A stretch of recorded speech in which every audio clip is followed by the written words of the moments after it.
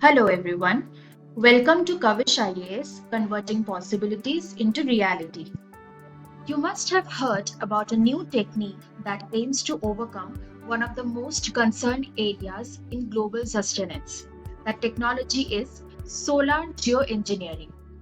Countries like USA and UK are employing this technology to overcome the issue of global warming. In today's episode, we shall discuss about the same.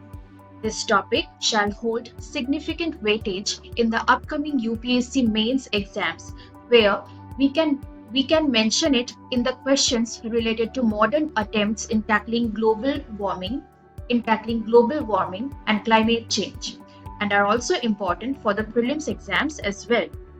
So friends, let us start the discussion. So what is solar geoengineering or solar radiation management, SRM? It is actually the collection of technologies that are used to lower global temperatures by reflecting more sunlight away from the surface of the earth. In this way, the total sunlight entering the earth's atmosphere can be reduced and issues like global warming and climate change can be addressed. Before getting into the technique, we need to understand what causes global warming and climate change. The Earth's atmosphere comprises of gases such as carbon dioxide, nitrogen oxides, sulfur dioxide, methane, and many more. These gases are called greenhouse gases, those which exhibit greenhouse effect by entrapping the sunlight that enters the atmosphere, hence increasing its temperature. Now, if we can reflect most of the sunlight from entering the atmosphere, even the pre-existing greenhouse gases won't be able to raise the temperature. Solar geoengineering deals with the same idea. Now, before thinking about manipulating the amount of incoming sunlight, we need to understand another point, that is albedo. So what is albedo? It is the proportion of incident light or radiation reflected by a planet or moon.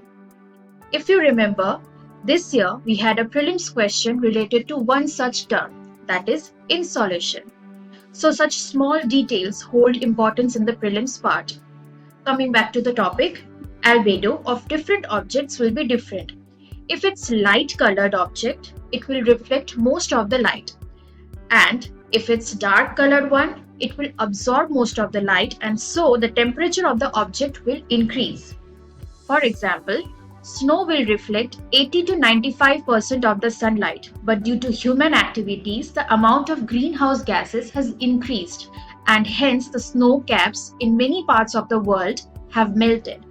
This has created another issue, that is, coming to water, it can reflect as low as 10% of the sunlight, which might go up to 60% as well, depending upon many factors like composition, angle of sunlight, etc.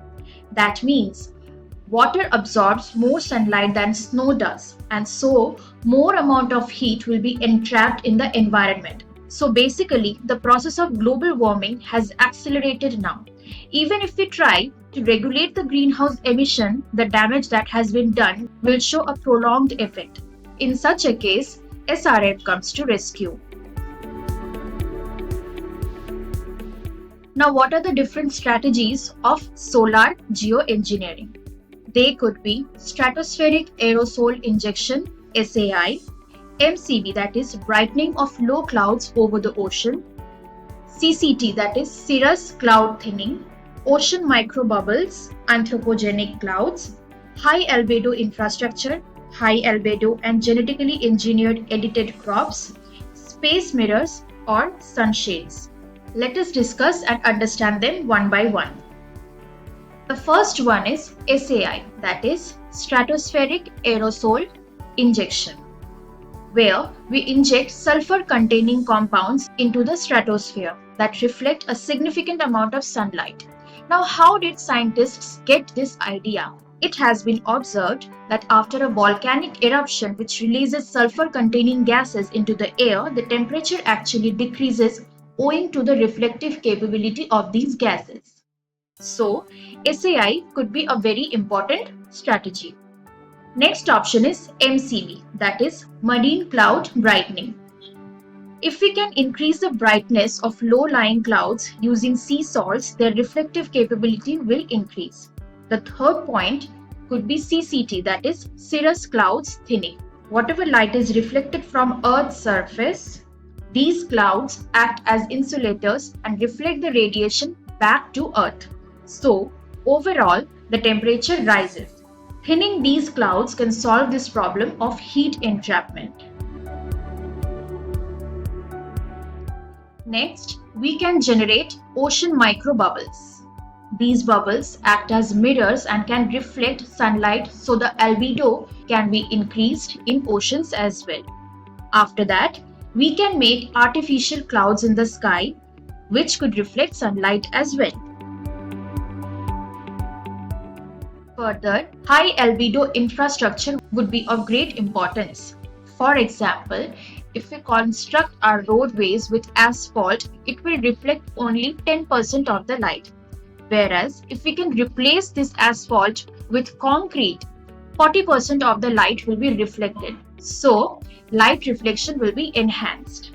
Similarly, coming to houses and our roof, if we can use laminators and other agents to prepare cool roof rather than warm roof, the reflective capability will be increased. In the same way, painting our houses with light colored paint, maybe white or any other light color, would also increase this albedo, and overall the temperature inside the building will be less. The seventh point is cultivating high albedo crops like maize, barley and oats. There are many other crops. Plants with shiny leaves can reflect significant amount of sunlight.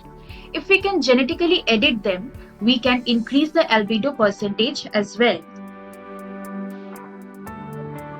The last and the most intriguing one is installing space mirrors and sunshades. Basically, we are installing space umbrellas. By doing so, we can decrease the amount of sunlight that can enter the Earth's atmosphere, and hence the overall heat entrapment will also decrease. This is gaining most attention in this topic. Now, what are the criticisms of this idea? The first is, after a long run, we have finally convinced today's world to be mindful with practices that cause greenhouse emissions. With SRM, people will now vaguely handle this issue. So, this SRM technology does not address the issue of carbon emission or climate change or Paris Agreement. There will be overall carelessness in lifestyle. Also, it is a way of prevention and not cure. That means we are not addressing the main cause of global warming, rather manipulating the natural processes. Next, enough research has not been done. So, we still don't know the probable negative effects of such intervention. After that, the fifth point is, it will interfere with many SDG goals, that is Sustainable Development Goals. For example, SDG goal number 7 that deals with affordable and clean energy, goal number 18 that deals with sustainable cities and communities, goal 12, responsible consumption and production, goal 13 that is climate change, goal 14, life below water. If we are using microbubbles, the life below water will be disturbed at least a little. Then life on land. This is very evident. By installing solar umbrellas, the overall light that will be falling over the earth will be reduced. So photosynthesis will be hampered. Owing to all these problems, there can be long-term ecological impact. For example, photosynthesis, change in the water quality, animal health, acid rain, and obstruction in satellite communication or satellite launching as well. So before employing such technology, an overall risk versus risk assessment is a must. That is, we need to know the results of intervention versus result of no action. So friends, ending the topic over here, please feel free to contact us for clarifications or suggestions in the chat box or in the given number. If you need UPSC coaching or mentorship, you can contact us for the same as well. Till then, thank you and have a nice day.